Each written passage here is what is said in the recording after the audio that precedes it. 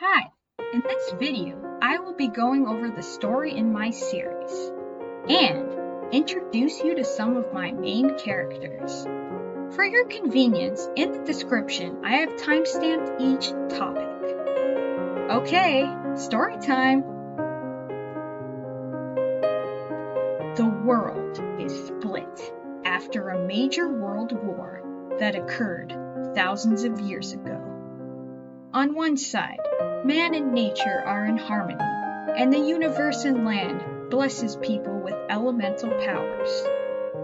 An entirely different species of the human race exists here. On the other side, it's what you would expect of modern first world countries. Unlike their neighbor, their sources of power are money and technology. In the Enchanted Continent, there are 7 countries, each with their own elemental blessing. The water and ice elements are 2 sides of the same coin and go to one country. The cold north specializes in manipulating ice and snow, while the warmer south manipulates liquid water.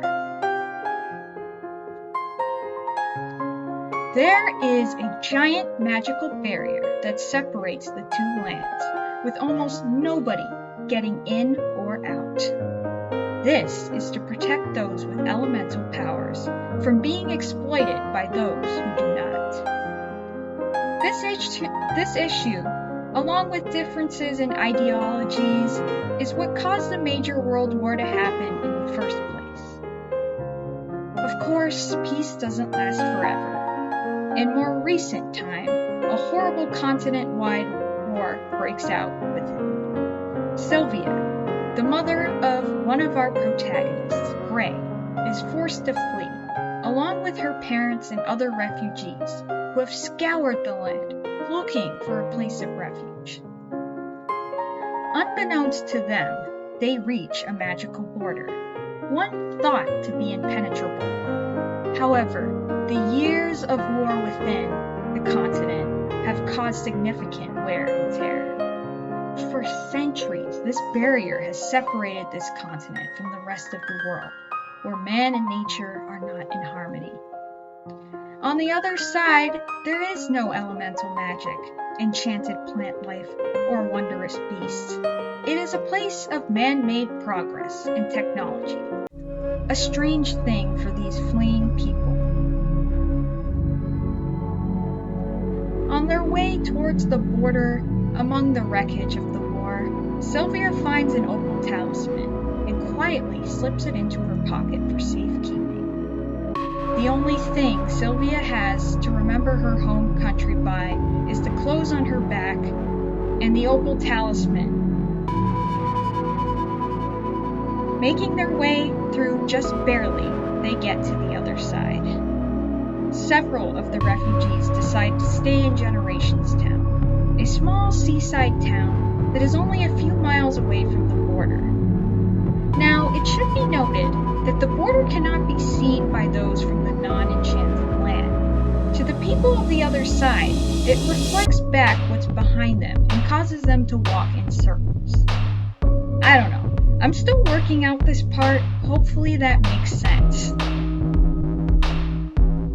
Flash forward to modern day, we meet our protagonist Ray, a 17, nearly 18-year-old kid who's been living in an orphanage. A few things about Ray: he's a pretty cynical guy, really a jerk with the heart of gold. He acts like he doesn't care, but his actions always prove that deep down he does. His life has been pretty rough. Prior to living in an orphanage, he was on the streets. Why he was ever homeless and what the deal is with his parents is something you'll find out later in the story. One of his favorite pastimes is getting a rise out of a girl named Esmerelda. So anyways, he fortuitously gets adopted before he would have had to leave the orphanage after becoming an adult. Finally, he has a room of his own and is almost done with high school. The old lady who adopts him is named Wilma. It just so happens that the day she planned to bring Gray home coincided with a funeral for a friend who died. Very strange. So Gray spends his first moments in his new home of Generations Town at a graveyard. Little does he know he's about to help someone he's never met in a way he couldn't have imagined. This involves a certain talisman I mentioned before. I won't say exactly what happens. It's going to look pretty cool when I animate it. But this turn of events leads him to meet a girl named Esmerelda. Esmerelda is a prodigy of psychic magic and comes from the land his mother is from, while Gray holds the key to helping her break a certain curse. So the two agree to help each other out.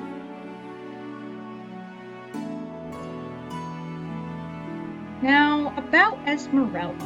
She's a very intelligent lady, with an unfortunate curse that she finds to be the only thing more annoying than Gray. The nature of her curse is something you'll learn about later in the story. I won't give that away. Let's just say she's stuck with Gray and it wasn't by choice. She has a lot of knowledge to impart on Gray and sometimes feels like she's teaching a monkey rather than a man. She would love more than anything to return to how she was before and take down the witch that cursed her. So we follow these two. Gray tries to adjust to his new life, finishes school, and meets other people who have powers just like him. And Esmerelda tries to teach him how to use his powers. I'm still working on the plot, but I intend for there to be a part where Gray and his friends go through the other side of the barrier. Tentatively, I'm thinking that would be like a season 2 of the story, or maybe chapter 2. There are also other overarching stories within the same universe. On the other side of the barrier, the story follows two main characters, who meet after the prologue, Princess Karida and King Chaundra. Karida comes from a nation with fire elemental power. To strengthen political ties and start an alliance, she has arranged to marry the crown prince of another nation. Unfortunately, this prince, who I'm calling Drake, but I'll probably end up changing his name, is a total dirtbag. He sees Karida as an object rather than a person. To make matters worse, no matter how hard Karida tries, she never seems to live up to the expectations of her parents, or be who they want her to be. She feels like an empty shell of herself. She's not happy, and the people around her are not looking at what's best for her, but rather what's best for them. She eventually realizes she's surrounded by toxic people and arranged to marry a horrible man. She can't seem to make the people around her happy, nor gain any happiness for herself. So she plots her escape, stocks up on essential items, grabs a horse, and gallops away in the dead of night.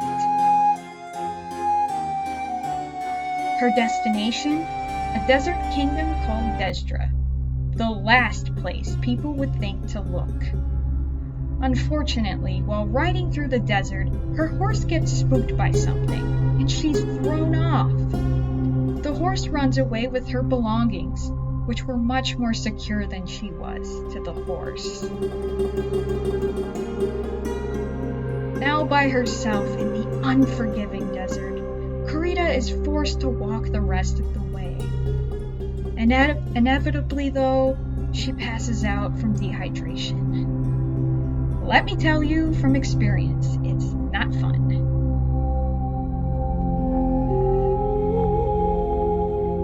I then have the story perspective switch to King Chaundra. He is no more than a king in title, with his scheming advisors pulling the strings.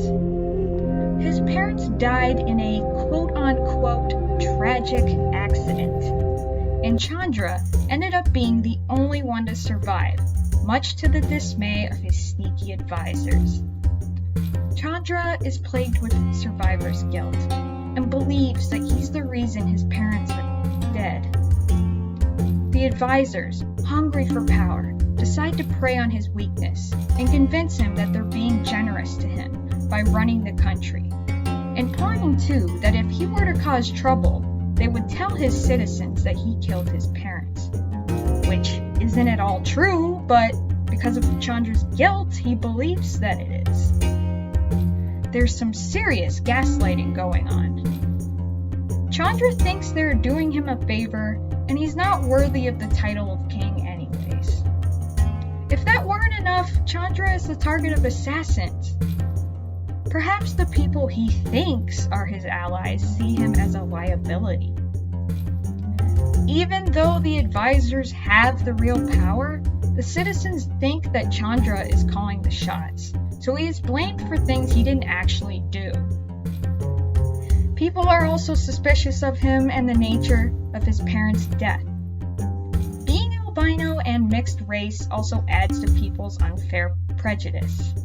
It's a PR nightmare for him.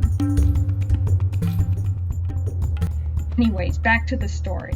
Chaundra is told by his advisors to never go outside, being led to believe this was for his own good because of his albinism. In reality, they literally and figuratively wanted to keep him in the dark. However, Chaundra's doubts begin to grow, and he feels the urge to go outside, if only once. This decision leads him to meet Karida. Again, I don't want to say too much, but like Esmerelda and Gray, these two find a way to help each other out. With their, I guess we'll say, unique problems. What with stone-cold assassins and a relentless fiancé. Now, I said earlier that Chaundra is mixed race. This is because his mother is from the Wind Country, which is based off of India, while his father is from a long line of royalty from the Earth Country, which is based off of various Middle Eastern countries at the moment. Their marriage was very controversial, so in real-world terms it would be like half Middle Eastern, half Indian. Just wanted to clarify that because you might be wondering why his name is Hindi when he's in a Middle Eastern looking country. Why I named him Chaundra has an interesting story behind it, which I will be talking about more in depth in the next video. That's all I'll say for now about the story. If you're interested, please subscribe to my channel. The goal is for viewers like yourself to learn the rest of the story as I'm developing it and when I animate it. Also, if you haven't seen episode 1 of this series, I encourage you to watch it. In my next video, I will be going over inspirations along with some of the supporting characters. If you enjoyed this video, please hit that like button and subscribe to stay tuned for more episodes. Thank you for watching and have a wonderful day or night.